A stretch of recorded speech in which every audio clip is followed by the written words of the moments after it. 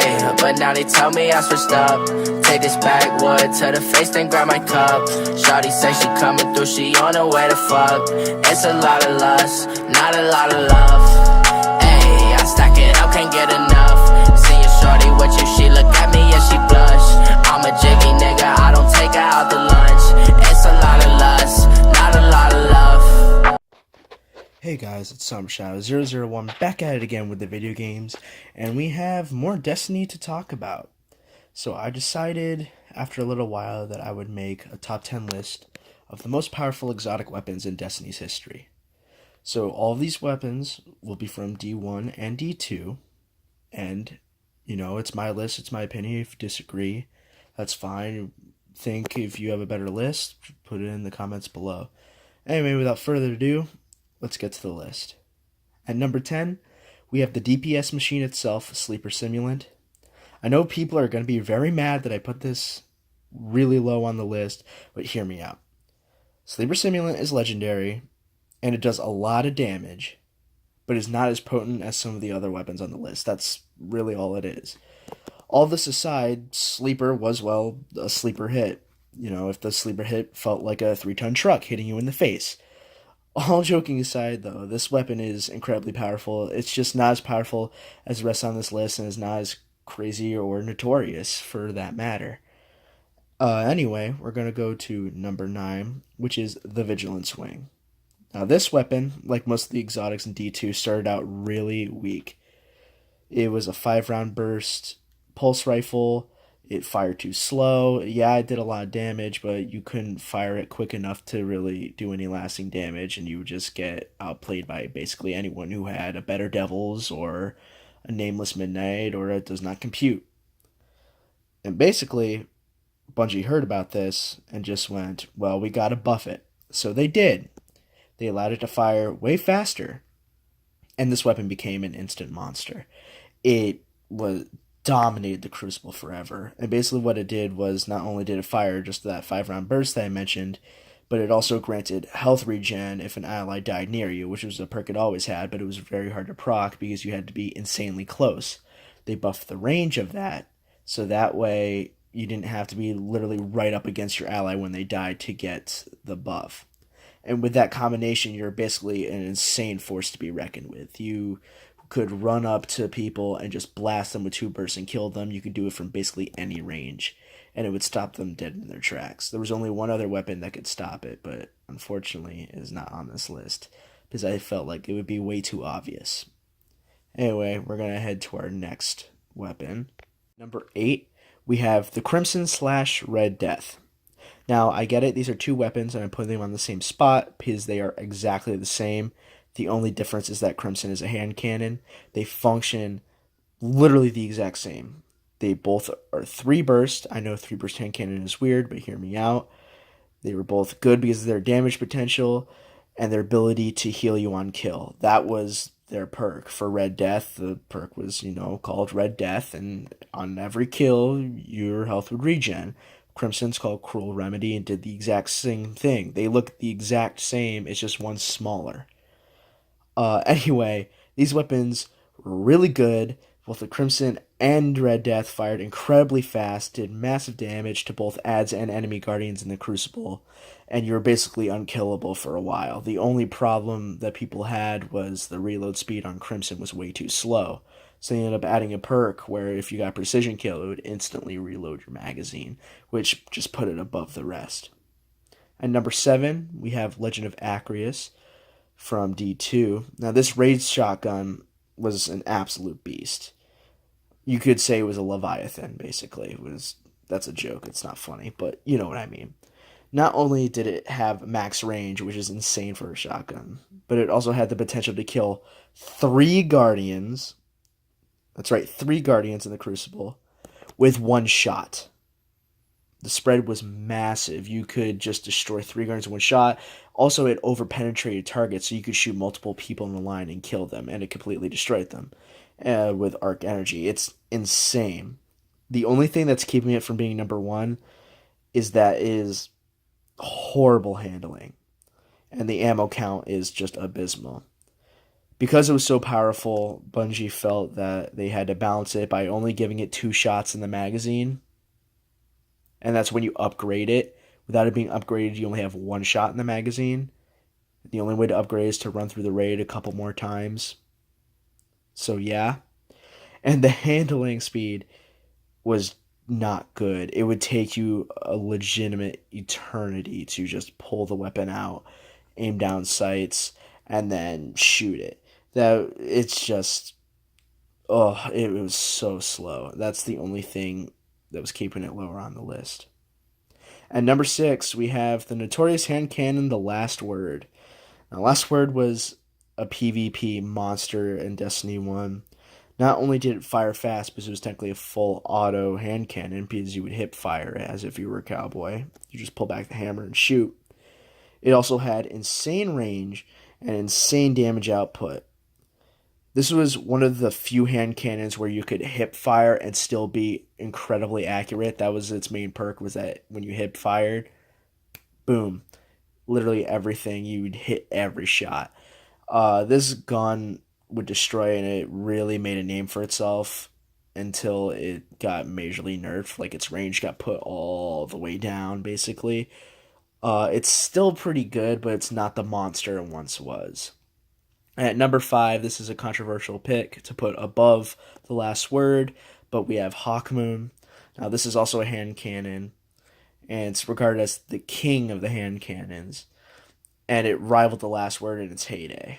So a Hawkmoon's perk allowed for 3 random bullets to do extra damage. The only thing was that it was glitched, so you get the power of all 3 bullets in one. So basically, if you were lucky, you had the potential to one-shot an enemy guardian in the Crucible. Basically anywhere. Headshot, body shot, it was over. If you didn't have that, then you'd be able to 2-tap at the most. And sometimes you got lucky, all 3 of them would fire in succession. Since they got rid of that glitch, it is not the monster it once was, but it is still pretty good in my opinion, which is why it's higher on the list. It was one of the most sought-after hand cannons in the game, and that would pretty much continue until its eventual nerf. But other than that, it's still a pretty good weapon all around, and I would still use it any day.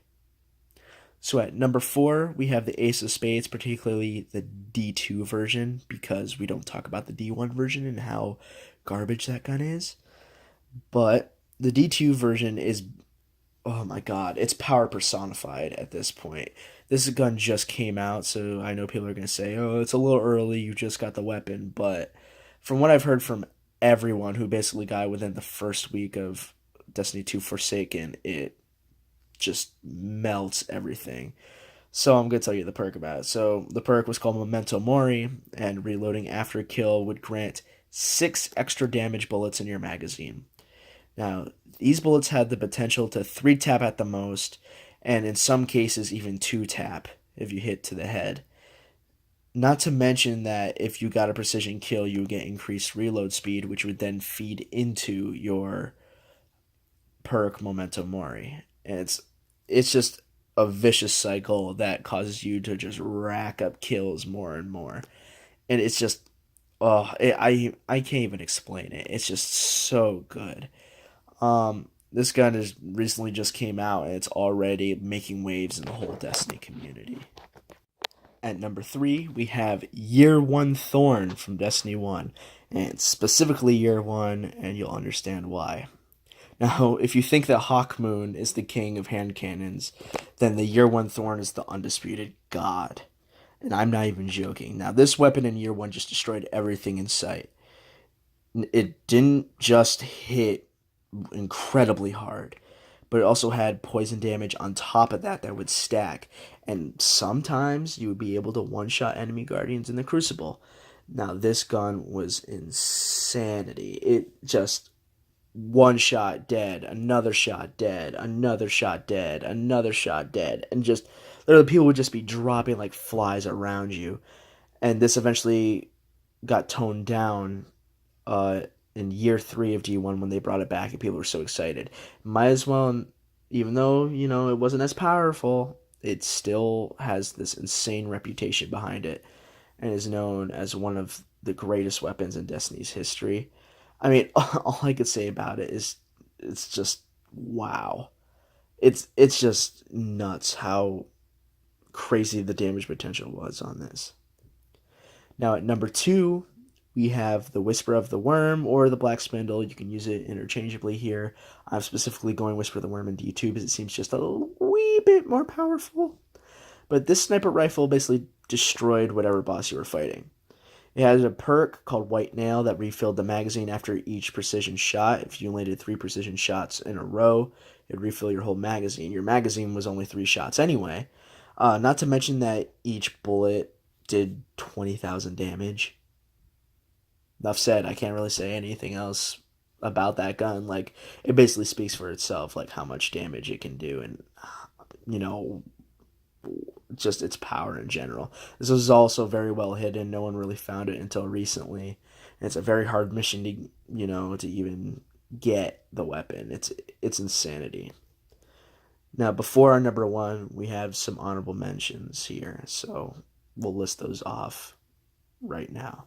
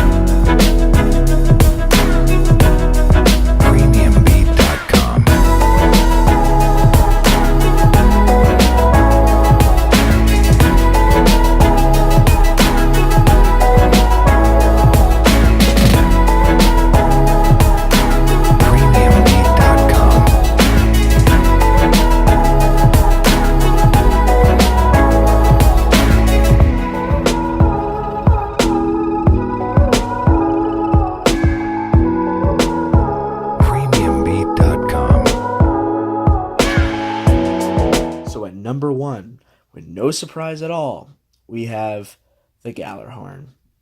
Where do I even start with this gun? This rocket launcher tracks, did burning damage, and had cluster bombs that did extra damage on top of the burning damage. Everyone would use this for boss DPS, and it was, at least I think, the most sought after weapon in all of Destiny. Destiny 1, it's not in Destiny 2, but like just in Destiny history itself, I think it was, everyone wanted it. And when people got it, they would scream like little schoolboys and girls. Like, I'm not even joking. They would lose their mind because they'd be like, oh my god, I just got the Gjallarhorn, this rocket launcher, this legendary rocket launcher that destroys everything in sight and can kill so many ads in one shot. There we go.